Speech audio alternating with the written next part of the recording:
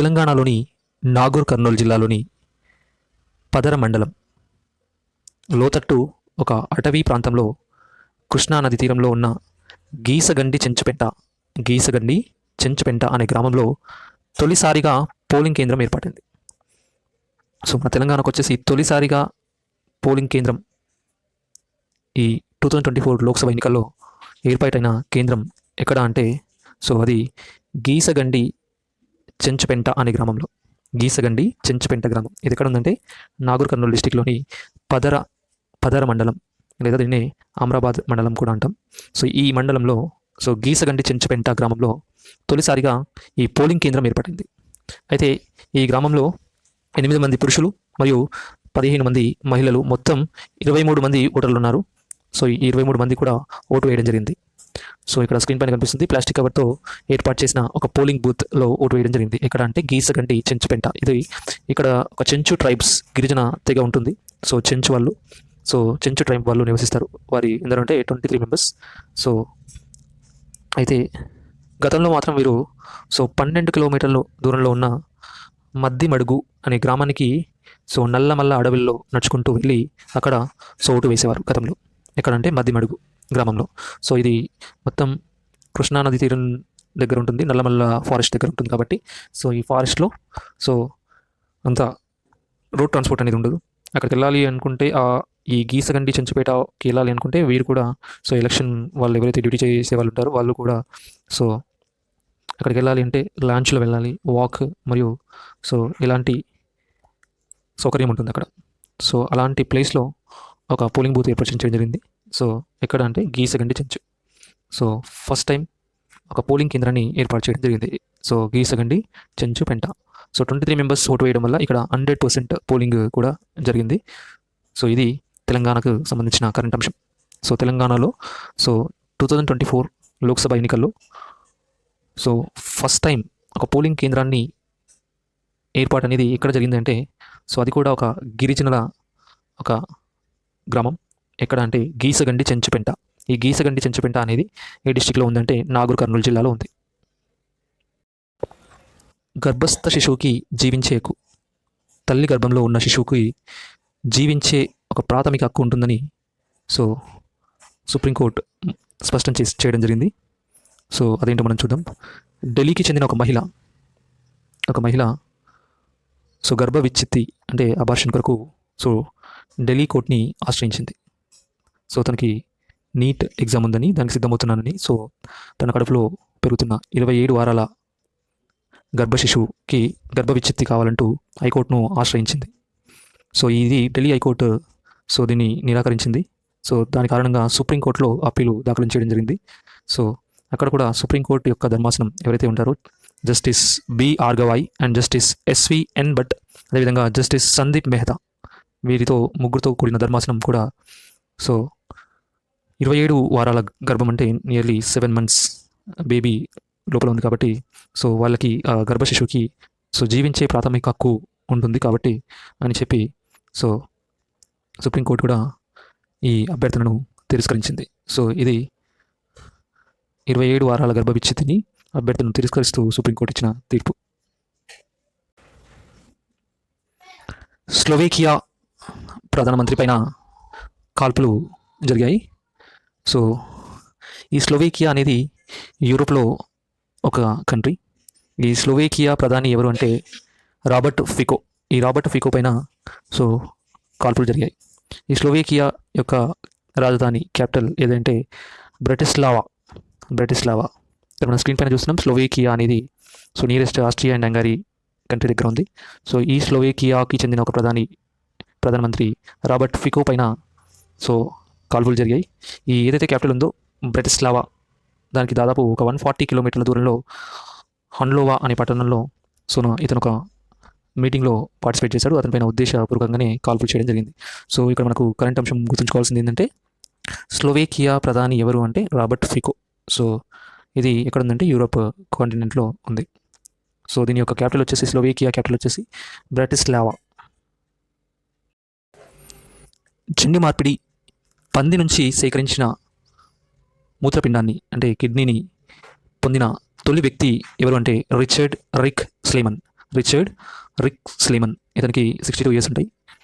ఇతను సో చనిపోయడం జరిగింది. సో దాదాపు 2 నెలల పాటు జీవించారు. ఈ ఏదైతే సో కిడ్నీ ట్రాన్స్ప్లాంటేషన్ జరిగిన తర్వాత 2 months జీవించారు, తర్వాత చనిపోయారు. అయితే ఇతను ఈ ఏడాది 2024 మార్చ్ నెలలో మసాచ్యూసెట్స్ సో ఒక జనరల్ ఆసుపత్రిలో ఈ శస్త్రచికిత్స చేయడం జరిగింది. అంటే పంది యొక్క కిడ్నీని సో ట్రాన్స్ప్లాంటేషన్ చేయడం జరిగింది. అయితే తర్వాత 2 నెలల తర్వాత ఇతను మరణించడం జరిగింది. సో ఇక్కడ మనకు కరెంట్ అంశం అడిగేది ఏంటంటే, జెన్యున్ మార్పిడి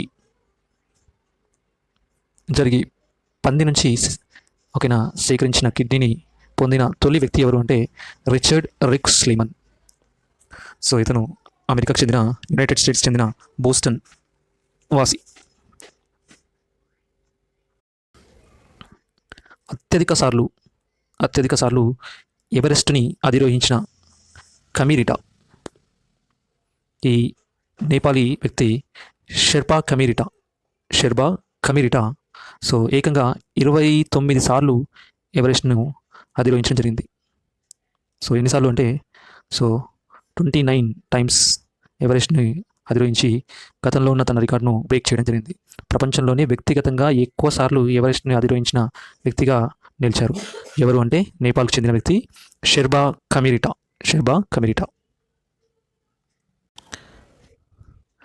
ఉక్కు మనిషి అనగానే మనకు గుర్తుకొచ్చేది సర్దార్ వల్లభాయ్ పటేల్. ఈ సర్దార్ వల్లభాయ్ పటేల్ గారు సో మన స్వతంత్ర భారతంలో ఒక్క ఎన్నికల్లో కూడా పోటీ చేయలేదు. మనకు స్వాతంత్రం వచ్చిన తర్వాత వెంటనే నెహ్రూ నేతృత్వంలో ఏర్పడిన ప్రభుత్వంలో ఉప ప్రధాని హోదాలో కేంద్ర హోం శాఖ మరియు సమాచార ప్రసార మంత్రిత్వ శాఖలుగా మంత్రిగా బాధ్యతలు చేపట్టడం జరిగింది. సో ఆసక్తికరమైన విషయం ఏమిటంటే, పటేల్ ఒక్కసారి కూడా సార్వత్రిక ఎన్నికల్లోనూ గెలవకుండానే ఉప ప్రధానిగా బాధ్యతలు స్వీకరించారు. యాక్చువల్లీ దీని కారణం ఏంటంటే, so Sardar Vallabhbhai Patel so 1950 December 15 కన్నుమూయడం జరిగింది.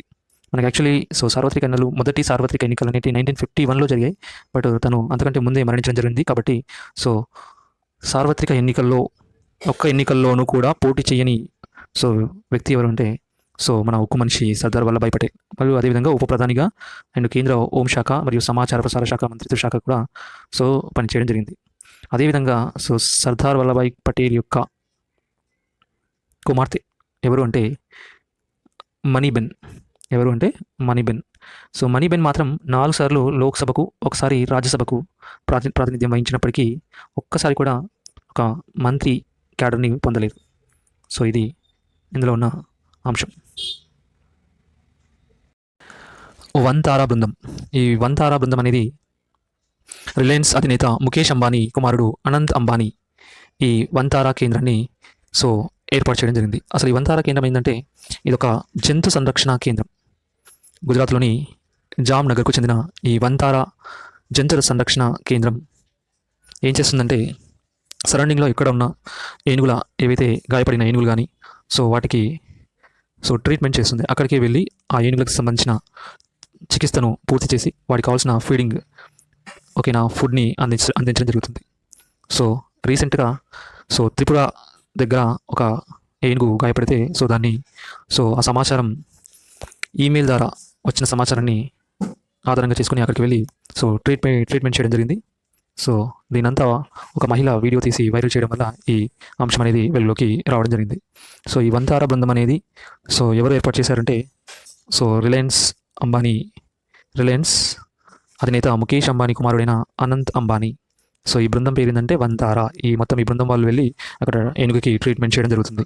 సో రీసెంట్గా ఎక్కడికి వెళ్ళారంటే త్రిపురకు వెళ్ళి సో అక్కడ త్రిపురలోని ఉనాకోటి జిల్లాలో అనారోగ్యంతో బాధపడుతున్న ఒక ఏనుగుకి మరియు దాని పిల్లకి చికిత్స అందించారు.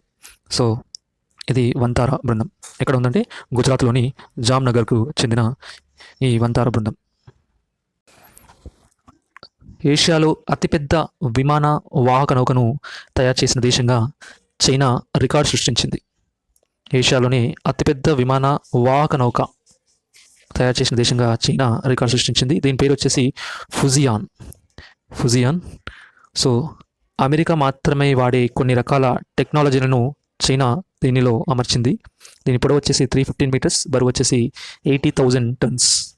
భారత్ వద్ద ఉన్న 45,000 టన్నుల విమాన వాహక నౌకలతో పోలిస్తే ఇది చాలా పెద్దది. సో దాని పేరు ఏంటంటే ఫుజియాన్. సో ఇదొక విమాన వాహక నౌక. ఏ కంట్రీ అంటే చైనా.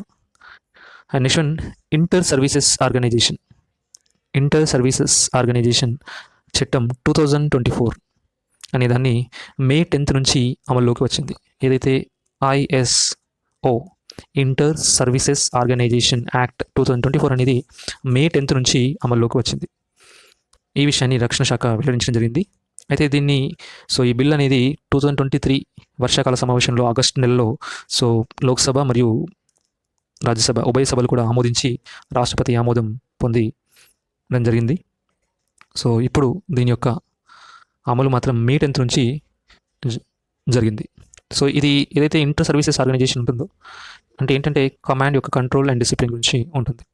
ఏదైతే థియేటరైజేషన్ విధానంలో మన ఏదైతే త్రివిధ దళాలు ఉంటాయో వాయుసేన కానీ, నౌకాదళం కానీ, మిలిటరీ కానీ, వీళ్ళందరినీ కూడా ఏకీకృతం చేయడం, అందరినీ కూడా ఒక దగ్గరికి తీసుకొచ్చి వారికి యుద్ధ సమయాలలో ఒక డైరెక్షన్ కానీ వాళ్ళకి కావాల్సిన రిసోర్స్ కానీ ఇవ్వడానికి ఇది ఈ ఇంటర్ సర్వీసెస్ ఆర్గనైజేషన్ అనే యాక్ట్ అనేది చాలా వెళ్ళిపోతుందని చెప్పడం జరిగింది.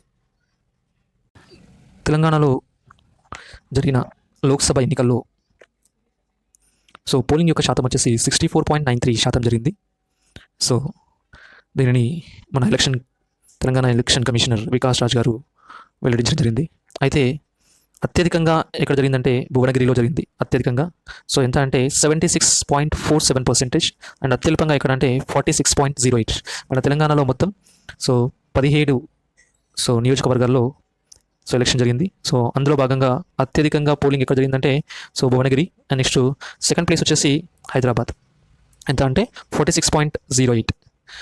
దీన్ని 2019తో కంపారిజన్ చేస్తే సేమ్ యాస్టిస్గా భువనగిరిలోనే 74.49 ఉంది అండ్ హైదరాబాద్లో 44 ఉంది. 2024 అండ్ 2019 రెండు కంపారిజన్ చేస్తే సేమ్ అత్యధికంగా భువనగిరి అండ్ అత్యల్పంగా హైదరాబాద్ ఉంది.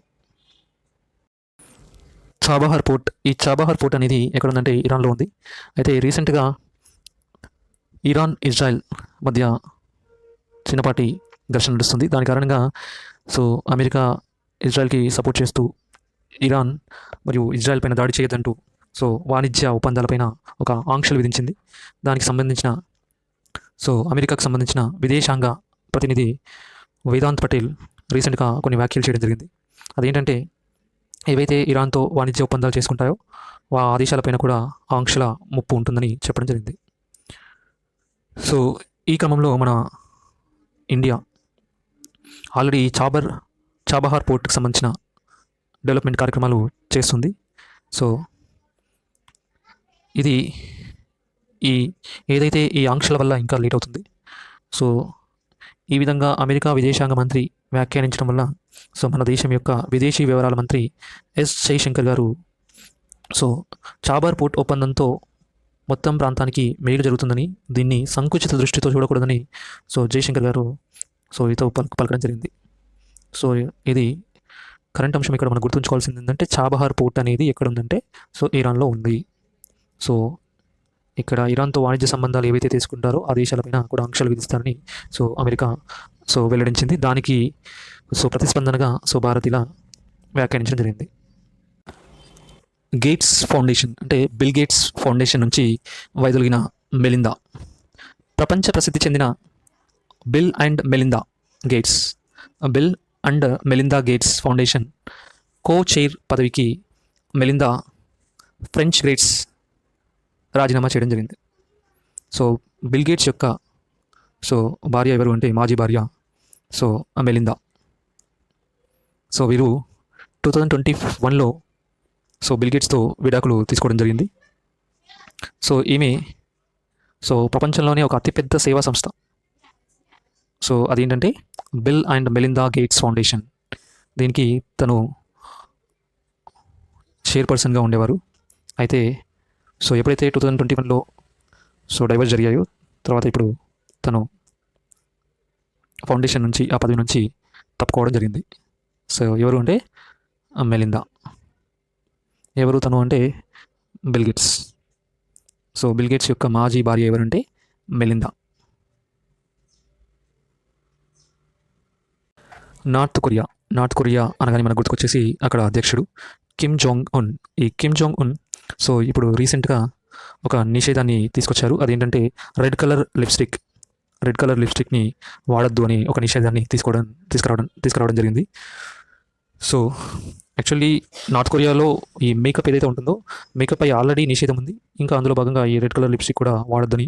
సో అలా వాడితే సో మేకప్ అలాంటి రెడ్ కలర్ లిప్స్టిక్ కానీ ఇలాంటి పాశ్చాత్య సంస్కృతికి సో ఏదైతే పాశ్చాత్య దేశాల యొక్క సంస్కృతికి అలవాటు పడిపోయి వాళ్ళ యొక్క భావజాలానికి ఆకర్షితులవుతారనే ఉద్దేశంతో సో కిమ్ భయంతో ఇలాంటి సో ఒక నిషేధాన్ని తీసుకురావడం జరిగింది.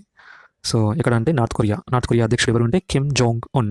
సో దీనిపైన నిషేధం తీసుకొచ్చారు అంటే రెడ్ కలర్ ఎరుపు రంగు లిప్స్టిక్ పై ఆల్రెడీ మన మేకప్ పై ఒక సో నిషేధం ఉంది. ఇప్పుడు లిప్స్టిక్ పైన కూడా సో ఈ నిషేధాన్ని తీసుకురావడం జరిగింది. హైదరాబాద్లోని నెహ్రూ జూ పార్క్లోని ఒక అరుదైన రాయల్ బెంగాల్ జాతికి చెందిన తెల్లపులి రీసెంట్గా అనగా మంగళవారం మృత్యువాత పడింది. యాక్చువల్లీ ఈ తెల్లపులి పేరేందంటే అభిమన్యు. సో ఈ అభిమన్యు అనే తెల్లపులి సో ఏప్రిల్ నుంచి నెఫ్రిటిస్ అనే కిడ్నీ సంబంధమైన జబ్బు ఉన్నట్లుగా జూ అధికారులు గుర్తించారు. సో ఇప్పుడు రీసెంట్గా సో మంగళవారం అనగా సో 14th రోజు సో మే 14th రోజు ఇది మరణించింది. సో దీని పేరు వచ్చేసి అభిమన్యు. ఎక్కడ ఉందంటే హైదరాబాద్ నెహ్రూ జూ పార్క్లో ఉంది. సో సో జబ్బు అంటే నెఫ్రిటిస్ అనేది ఒక కిడ్నీకి సంబంధించిన వ్యాధి. భారత్ మరియు ఫ్రాన్స్ దేశాల మధ్య 7th ఎక్సర్సైజ్ శక్తి సంయుక్త సైనిక శిక్షణ అనేది మే 13, 2024 ప్రారంభమైంది. మేఘాలయలోని ఉమ్రాయిలో ఆధునిక విదేశీ శిక్షణ కేంద్రంలో దీన్ని ఆరంభించడం జరిగింది. ఏ కంట్రీస్ అంటే భారత్ మరియు ఫ్రాన్స్ దేశాల మధ్య 7th ఎక్సర్సైజ్ ఎనర్జీ సో సంయుక్త సైనిక శిక్షణ. ఇరు దేశాల యొక్క సైనిక పాఠవాన్ని పెంపొందించేందుకు సైనిక పద్ధతులు, వ్యూహాలు, సో సాంకేతికతలను పరస్పరం సో పంచుకోవడం దీని లక్ష్యం. ఇది మే 26 వరకు జరగనుంది. ఈ శిక్షణ భాగంగా 90 మంది సిబ్బందితో కూడిన భారత బృందం, 90 మంది సిబ్బందితో కూడిన ఫ్రెంచ్ బృందం ఇందులో పాల్గొంటాయి. So 90 members. సో భారత్ మరియు ఫ్రాన్స్ని ఫ్రెంచ్ కూడా అంటాం. సో ఎప్పటి నుంచి ఎప్పటిదాకంటే మే 13 నుంచి మే 26 వరకు ఈ శిక్షణ కేంద్రం అనేది ఉంటుంది. ఎక్కడ అంటే మేఘాలయలోని ఉమ్రోయి. తెలంగాణ తొలి దశ ఉద్యమకారుడు కొలిశెట్టి రామదాస్ కనుమూయడం జరిగింది. సో ప్రత్యేక తెలంగాణ తొలి దశ పోరాటానికి సో పలు విధాలుగా కృషి చేసిన కొలిశెట్టి రామదాస్ అనారోగ్యంతో సోమవారం సికింద్రాబాద్ న్యూ బోయిన్పల్లిలోని తన నివాసంలో కన్నుమూయడం జరిగింది. సో ఆయన యొక్క స్వస్థలం వచ్చేసి ఖమ్మం జిల్లా ఇల్లెందు సమీపంలోని గేటు కారేపల్లి. ఇతను నాన్ ముల్కీ గో బ్యాక్ నినాదాన్ని అందించి సో ఖమ్మం ప్రభుత్వ కళాశాల విద్యార్థులు చేపట్టిన పోరాటంలో పాల్గొనడంతో పాటు 1968లో తెలంగాణ ప్రాంతీయ సమితిని స్థాపించడం జరిగింది. ఈ క్రమంలో 1969లో జనవరిలో ఖమ్మంలో డిగ్రీ విద్యార్థి రవీంద్రనాథ్తో 2 వారాల పాటు నిరాహార దీక్ష కూడా చేయించారు. సో తెలంగాణ రాష్ట్ర సాధన ఆవశ్యకతను చాటి చెప్పి తొలి దశ ఉద్యమాన్ని తీవ్రతరం చేసిన వ్యక్తి ఎవరు అంటే కొలిశెట్టి రామదాస్. ఈ కొలిశెట్టి రామదాస్ గారు సో రీసెంట్గా మరణించడం జరిగింది. పౌరసత్వ సవరణ చట్టం ఏదైతే భారత పౌరసత్వ సవరణ చట్టం అనగానే CAA 2019 ఈ చట్టం అనేది ఏంటంటే సో ఏదైతే పాకిస్తాన్, బంగ్లాదేశ్, ఆఫ్ఘనిస్తాన్ ఈ 3 దేశాల నుంచి వలస వచ్చిన ముస్లిమేతర శరణార్థులు ఉంటారో వాళ్ళకి సో ఈ భారత పౌరసత్వం అందించాలని ఈ ఒక చట్టం అనేది 2019లో ఏర్పడింది. అయితే 2014 డిసెంబర్ 31 కంటే ముందు ఎవరైతే సో పాకిస్తాన్, బంగ్లాదేశ్, ఆఫ్ఘనిస్తాన్ నుంచి వచ్చిన ముస్లిమేతర వాళ్ళు ఉంటారో, ఎవరైతే మతపరమైన పీడనకు గురైన బాధితులు ఎవరు ఉంటారో శరణార్థులు, వాళ్ళకు కూడా భారత పౌరసత్వం ఇవ్వాలని సో ఈ చట్టం చెప్తుంది. అయితే అందులో ముస్లిమేతర అంటే ఎవరు వస్తారంటే హిందువులు, క్రైస్తవులు, సిక్కులు, జైనులు, బౌద్ధులు, పార్సీలు అంటే 6 మతాలకు చెందిన వాళ్ళు వస్తారు. ఎప్పటి వరకు అంటే 2014 డిసెంబర్ 31 కంటే ముందున్న వాళ్ళు ఎవరైతే ఉంటారో ఇక్కడ మన దేశంలో, సో అట్లీస్ట్ 5 ఇయర్స్ అని ఉండాలి, వాళ్ళకి ఈ భారత పౌరసత్వం అనేది అందిస్తారు. అలాంటి సంబంధించిన చట్టం అమలులో సో పొరుగు దేశం నుంచి వచ్చిన ఒక యువతికి పౌరసత్వం అందిస్తున్నారు. సో ఆ విధంగా మొత్తం 14 మందికి సో సో ఢిల్లీలో కేంద్ర హోం శాఖ కార్యదర్శి అజయ్ భల్లా సో అందించడం జరిగింది. ఎందుకంటే 14 మందికి ఎక్కడంటే ఢిల్లీలో. సో ఎవరు అందజేశారు ఈ పౌరసత్వం అంటే సో సిటిజన్షిప్ అనేది సో అంటే కేంద్ర హోం శాఖ కార్యదర్శి అజయ్ భల్లా. సౌర కుటుంబం వెలుపల ఒక నక్షత్రం చుట్టూ తిరుగుతున్న ఒక భారీ గ్రహాన్ని శాస్త్రవేత్తలు గుర్తించడం జరిగింది. అది మన గురుగ్రహం కన్నా ఏకంగా 50% పెద్దగా ఉంది. బట్ కానీ దాని యొక్క బరువు వచ్చేసి మాత్రం గురుగ్రహంలో సో 7వ వంతు మాత్రమే ఉందని కనుగొన్నారు. ఒక రకంగా ఇది ఒక మృదువైన కాటన్ క్యాండీ లాగా ఉంది అని చెప్పడం జరిగింది. దీని యొక్క పేరు వచ్చేసి ఈ గ్రహానికి సో WASP 193b అని పేరు పెట్టడం జరిగింది. సో WASP 193b గతంలో గుర్తించిన ఏదైతే ఉందో సో WASP 193b అనే నక్షత్రం చుట్టూ ఇది తిరుగుతుందని చెప్పడం జరిగింది. సో ముందు గుర్తించింది నక్షత్రం పేరు వచ్చేసి WASP 193 ఓన్లీ. బట్ ఇప్పుడు గుర్తించింది ఏంటంటే సో ఈ సాఫ్ట్ గ్రహం ఏదంటే ఉందో అది ఏంటంటే WASP 193b. So Congress senior నాయకురాలు కమలా బెనివాల్ కన్నుమూయడం జరిగింది. సో గుజరాత్ మాజీ గవర్నర్ కమలా బెనివాల్ సో కన్నుమూయడం జరిగింది. ఎవరు అంటే సో ఈమె గుజరాత్ యొక్క మాజీ గవర్నర్ కూడా పనిచేశారు. సో ఎవరు అంటే కమలా బెనివాల్.